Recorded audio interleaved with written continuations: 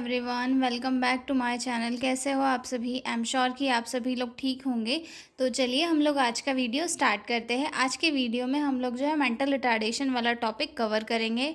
ठीक है, तो जो लोग भी चैनल पर नए हैं वो लोग चैनल को सब्सक्राइब करें। और हाँ, अगर आपको पीडीएफ नोट्स की रिक्वायरमेंट हो तो डिस्क्रिप्शन में मेरा मेल दिया हुआ है, उस पर कॉन्टैक्ट करके आप लोग पीडीएफ नोट्स ले सकते हो। ठीक है, तो चलिए हम लोग स्टार्ट करते हैं। Mental retardation. मेंटल रिटार्डेशन वैसे है क्या? मेंटल रिटार्डेशन मतलब एक ऐसी डिसेबिलिटी जो बच्चों को बर्थ से होती है, यानी कि अगर कोई मदर को कोई इन्फेक्शन हो गया है या फिर बच्चे में जो है जेनेटिक मटेरियल में डिस्टरबेंस के कारण, जो जेनेटिक डिसऑर्डर्स होते हैं उनके कारण बच्चों में जो उनका आईक्यू लेवल होता है वो कम हो जाता है, जिनके कारण उनकी जो नॉर्मल एक्टिविटीज़ होती है वो नॉर्मल बच्चों से काफ़ी वीक देखी जाती है। मतलब उनका जो आईक्यू लेवल होता है वो लेस देन 70 होता है। ठीक है, तो इस मतलब जो मेंटल रिटार्डेशन वाले जो बच्चे रहते हैं वो काफ़ी वीक होते हैं, और उनका जो आईक्यू लेवल होता है वो भी काफ़ी वीक होता है, जिनकी वजह से उनकी जो मतलब क्या बोलना चाहिए, एबिलिटीज़ जो होती है वो नॉर्मल बच्चों से कम होती है। जैसे कि लर्निंग की कैपेसिटी कम होती है, रीजनिंग की कम होती है, साथ ही साथ जजमेंट उनका जो है कम हो जाता है। ऑक्यूपेशनल डिसेबिलिटीज़ उनमें देखने के लिए मिलती है। ठीक है, और ये जो है बर्थ्स के साथ होती है, यानी कि बच्चा जन्म लेता है उसके बाद में कॉज नहीं होती। ये बच्चा जब मदर के वूम में रहता है तब से ही ये जो डिसेबिलिटीज़ है ये उसके साथ रहती है, और आगे चल के ये जो मेंटल रिटार्डेशन है कॉज करती है। ठीक है, इंट्रोडक्शन से हम लोग स्टार्ट करते हैं। मेंटल रिटार्डेशन वाला टॉपिक जो है हमारे मेंटल हेल्थ नर्सिंग में जो है nursing management of childhood and adolescents वाली यूनिट में देखने के लिए मिलेगा। काफ़ी इंपॉर्टेंट टॉपिक है, प्रीवियस ईयर में पूछा भी गया था। ठीक है, इंट्रोडक्शन से स्टार्ट करते हैं। Previously called mental retardation, now replaced by term intellectual disability. पहले जो है इसे किस नाम से जाना जाता था? मेंटल रिटार्डेशन के नाम से जाना जाता था, लेकिन अब इसे किस टर्म से रिप्लेस कर दिया है? इंटेलेक्चुअल डिसेबिलिटीज़ के।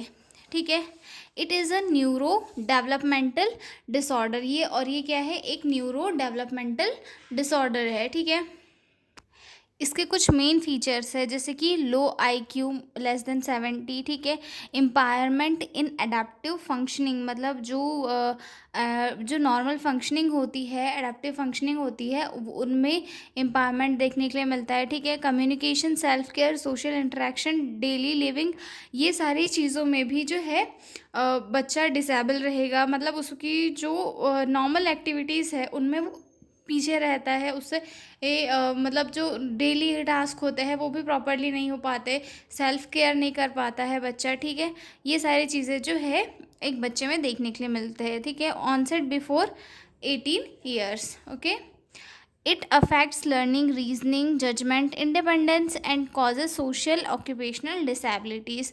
और ये किस चीज़ को अफेक्ट करती है? बच्चे की सीखने की, समझने की, जज करने की और ख़ुद के ऊपर इंडिपेंडेंट होने की चीज़ों को जो है ख़राब करती है। यानी कि बच्चा जो है अपने डिसीजन नहीं ले पाता है, सेल्फ केयर नहीं कर पाता है और सारी चीज़ों में वीक रह जाता है। ठीक है, डेफिनेशन देखते हैं। A condition where a condition where intelligence is low, less than 70, with sub average learning and low performance. यानी कि एक ऐसी कंडीशन जहाँ पे जो बच्चे की इंटेलिजेंसी है वो लो रहती है, लेस देन 70 रहती है, और साथ ही साथ उसकी जो है जो बच्चे हैं वो काफ़ी मतलब चीज़ें सीख नहीं पाते हैं, और उनका जो परफॉर्मेंस है वो भी काफ़ी लो रहता है। ठीक है, इसमें कुछ और भी इसके पॉइंट्स है, जैसे deficient intellectual functioning, reasoning, problem solving, academic learning, इन सारी चीज़ों में भी जो है डिसेबिलिटीज़ देखने के लिए मिलती है।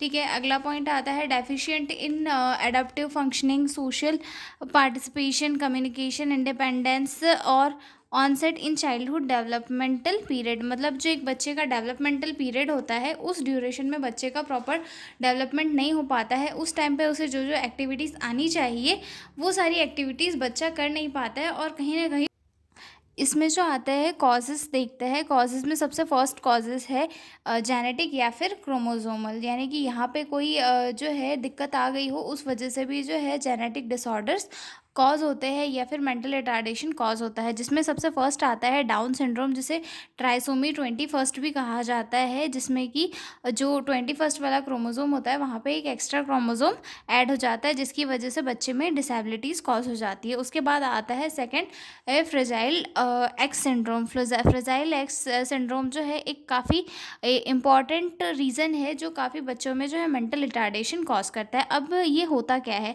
जो फ्रेजाइल एक्स सिंड्रोम होता है, ये एक डिसऑर्डर होता है जो किसकी वजह से होता है, जो हमारे क्रोमोसोम होता है उसमें एक जीन होता है FMR1, यानी कि फ्रेजाइल मेंटल रिटार्डेशन जीन। ये जीन जो है एक टाइप का प्रोटीन रिलीज करता है, उस प्रोटीन को क्या कहते हैं, FMRP, यानी कि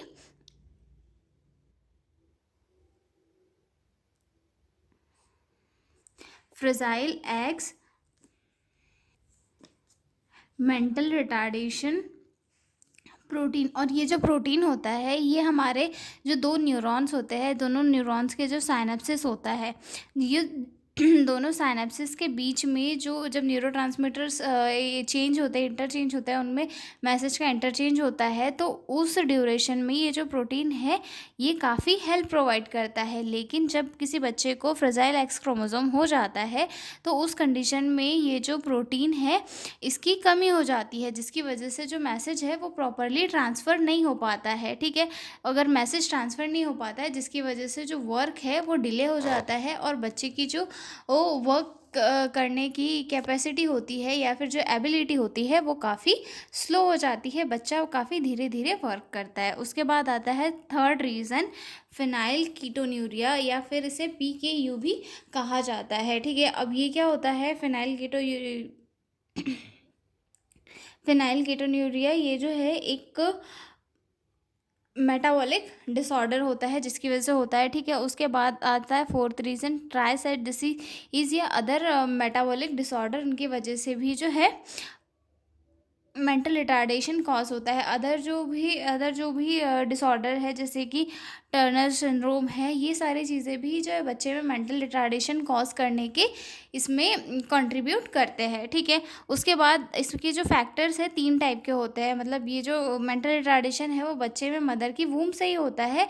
तो उसमें कंट्रीब्यूट क्या क्या करता है, एक तो एक बच्चा जब मदर के बर्थ में होता है तब, और उसके बाद में जब बच्चा जन्म ले रहा है तब, और आफ्टर बर्थ भी कुछ कुछ चीज़ें जो है इसमें कंट्रीब्यूट करती है। जैसे कि सबसे फर्स्ट आता है इसमें प्रीनेटल, यानी कि जन्म लेने से पहले। ठीक है, maternal infection, rubella, syphilis, toxoplasmosis, मतलब अगर जो मदर है और प्रेग्नेंट है उसको अगर रूबेला या फिर सिफेलिस या फिर टॉक्सोप्लाज्मोसिस का इन्फेक्शन है तो उस कंडीशन में जो है उसे उसके बच्चे को मेंटल रिटार्डेशन कॉज हो सकती है। ठीक है, माल न्यूट्रिशन ऑफ मदर, यानी कि मदर को प्रॉपर डाइट वगैरह नहीं मिल रही हो उस कंडीशन में हो सकता है। ठीक है, अगर मदर ने जो है अल्कोहल, स्मोकिंग या फिर ड्रग्स का कंजप्शन किया है प्रेगनेंसी के दौरान तो उस कंडीशन में बच्चे को हो सकता है। ठीक है, रेडिएशन के एक्सपोजर से हो सकता है। ठीक है, मैटरनल डायबिटीज़, हाइपरटेंशन के कारण भी बच्चे के ऊपर बुरा असर पड़ता है, जिसके कारण बच्चे में जो है डिसेबिलिटीज़ कॉज हो सकती है। ठीक है, और उसके बाद आता है पेरीनेटल,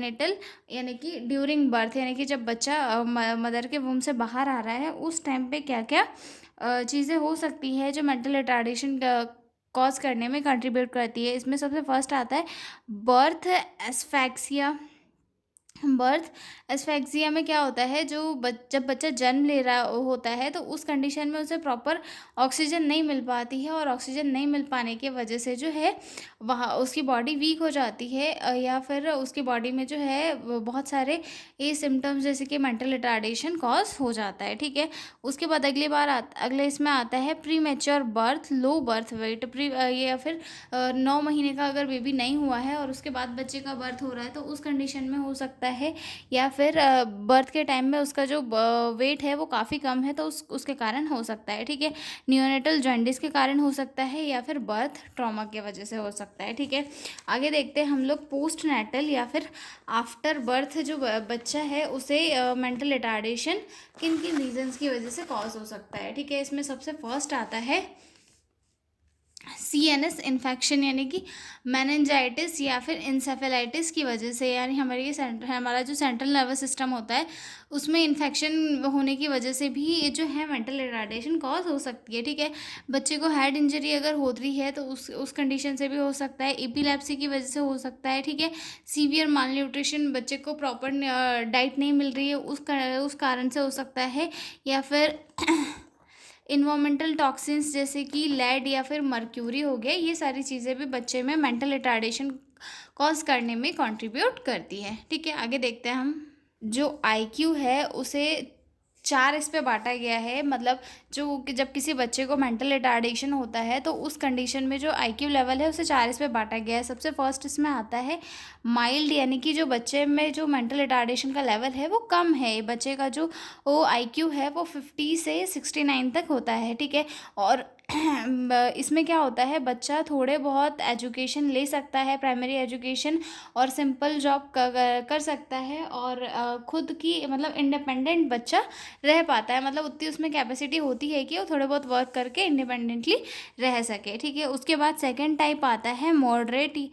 मॉडरेट जैसे कि ट्रेन किया जा सकता है बच्चे को उस कंडीशन में, उसमें उसका आईक्यू लेवल कितना होता है 35 से 49 के बीच में। ठीक है, can learn self care with supervision, do simple task, limited speech, need support, मतलब खुद जो बच्चा है खुद की बेसिक नीड सीख सकता है बट हमेशा थोड़ा सुपरविजन चाहिए, और बच्चा बहुत लिमिटेड बोल पाता है। ठीक है, सीवियर में क्या होता है 20 से 34 के बीच में जो आईक्यू लेवल होता है वो होता है बच्चे का delayed milestones, poor motor skills, minimal speech, dependent on care giver में, यानी कि जो बच्चे के माइलस्टोन होते हैं, यानी कि जब बच्चा धीरे धीरे सीखता है, वो जो सारी चीज़ें करता है वो अपनी लाइफ में, वो काफ़ी लेट होते हैं। बच्चे की जो स्पीच वगैरह है वो भी काफ़ी स्लो रहती है। ठीक है, और मतलब पूरा बच्चा जो है केयर गिवर के ऊपर ही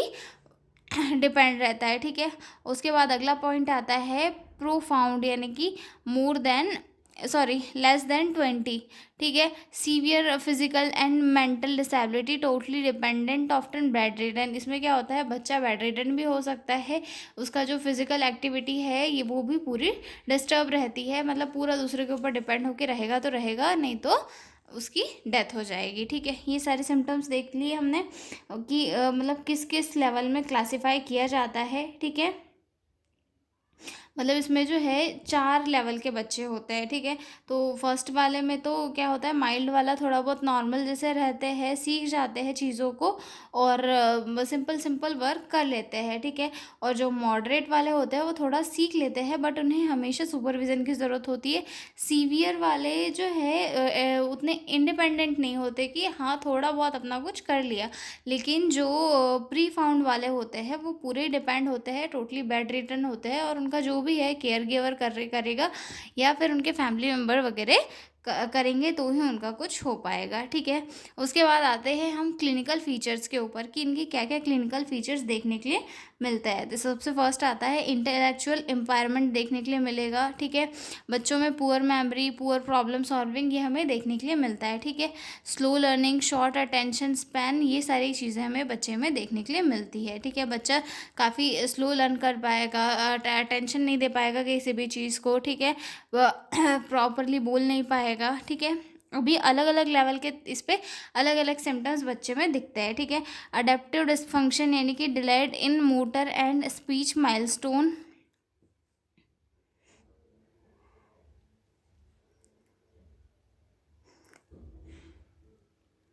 जो बच्चे की जो माइलस्टोन है यानी कि सीखता है, जैसे जैसे मतलब एक नॉर्मल बच्चा जैसे 2 साल की उम्र से बोलना चालू कर देता है, वहीं पे जो मेंटल रिटार्डेशन वाला बच्चा है वो काफ़ी लेट बोलना स्टार्ट करता है। ठीक है, poor self care, feeding, dressing, toileting, मतलब ये सारी चीज़ें जो है बच्चा वो जल्दी नहीं कर पाता है, मतलब जो एक नॉर्मल बच्चा रहता है वो सीख जाता है धीरे धीरे, लेकिन जो मेंटल रिटार्डेशन वाला बच्चा रहता है उसको सिखाने में भी काफ़ी दिक्कत होती है और वो चीज़ों को जल्दी समझ भी नहीं पाता और सीख भी नहीं पाता है। ठीक है, लिमिटेड सोशल इंटरेक्शन, बच्चे में काफ़ी लिमिटेड बेसिस पर सोशल इंटरेक्शन देखने के लिए मिलता है, बच्चा जो है लोगों से अट्रैक्शन नहीं कर पाता है, ठीक है। उसके बाद अगला पॉइंट आता है बिहेवियरल इश्यूज में क्या क्या देखने के लिए मिलता है। सबसे फर्स्ट आता है इसमें हाइपर एक्टिविटी, अग्रेशन या फिर टैंट्रम्स देखने के लिए मिलते हैं, ठीक है। Self injuries, behaviour stereotype moment बच्चे में देखने के लिए मिलते हैं, ठीक है। उसके बाद जो है फिजिकल फीचर्स में क्या क्या है, dysmorphic features, for example flat nasal bridge, protruding tongue in Down syndrome associated seizure, sensory deficit. मतलब जो फिजिकल फीचर्स है वो मतलब किस रीज़न की वजह से हो रहा है उस पर डिपेंड करता है। जैसे कि हम लोग देखते हैं डाउन सिंड्रोम वाला जो बच्चा रहता है उसकी टंग उसकी जो नोज़ रहती है वो भी फ्लैट रहती है, टंग थोड़ी थिक होती है, हाथ वगैरह छोटे से होते हैं, उसमें सारी चीज़ें हमें देखने के लिए मिलती है, ठीक है। आगे देखते हैं डायग्नोस्टिक इवोल्यूशंस क्या क्या कर सकते हैं। इसमें सबसे फर्स्ट आएगा हिस्ट्री कलेक्शन, की बच्चा की जो डिलीवरी हुई थी उस टाइम कोई कॉम्प्लिकेशन तो नहीं आ रही थी, ठीक है। और जो मदर प्रेग्नेंट थी उस टाइम तो नहीं थी, बच्चे मदर में कोई दिक्कत तो नहीं है, फादर में कोई दिक्कत तो नहीं है। साथ ही साथ उसके जो मतलब जब वो जैसे जैसे बड़ा हुआ, जैसे जैसे उसके डेवलपमेंटल माइलस्टोन हुए, वो उस वे में सारी जो है हिस्ट्री हमें लेनी है, ठीक है। उसके बाद जो है फिजिकल और न्यूरोलॉजिकल एग्जामिनेशन करना है, मेंटल स्टेटस एग्जामिनेशन करना है, ठीक है। साइकोलॉजिकल टेस्ट करना है जिसमें आईक्यू टेस्ट आता है और दूसरा आता है वैंडलैंड सोशल मैच्योरिटी स्केल, ठीक है। आईक्यू टेस्ट में स्टैनफोर्ड बाइनेट बैचलर्स टेस्ट करके एक होता है वो भी किया जाता है, ठीक है। For adaptive skill laboratory test किए जाते हैं और जेनेटिक टेस्टिंग की जाती है और थायराइड फंक्शन टेस्ट वगैरह किए जाते हैं, ठीक है। आगे देखते हैं हम लोग इसके मैनेजमेंट में क्या क्या किया जाता है।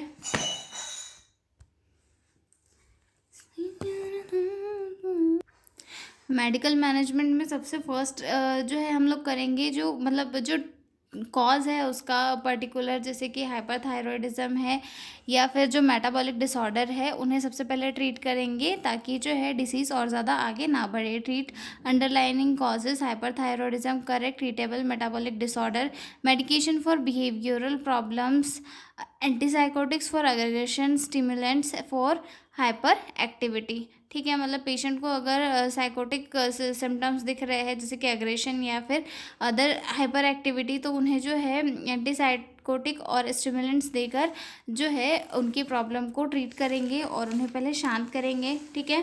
ये सारी चीज़ें हो गई। उसके बाद जो है एजुकेशनल मैनेजमेंट में जो है स्पेशल एजुकेशनल प्रोग्राम के थ्रू लोगों को नॉलेज देंगे मेंटल रिटार्डेशन के बारे में।